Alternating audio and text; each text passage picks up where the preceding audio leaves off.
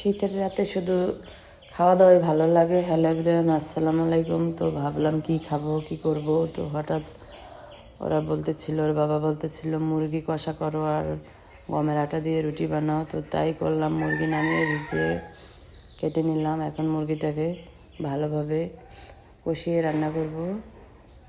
আর এই মুরগি ভুনাটা সবাই অনেক পছন্দ করে। তো এখন মুরগিটা ভুনা করছি।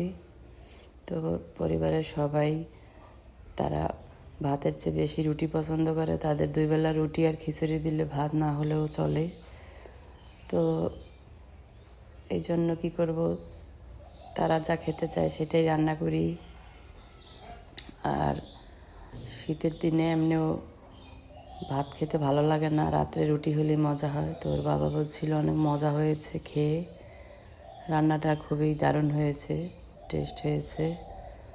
তো বললাম যাক, আমার রান্নাটা সার্থক হয়েছে, তুমি যখন খেয়ে বললা ভালো হয়েছে।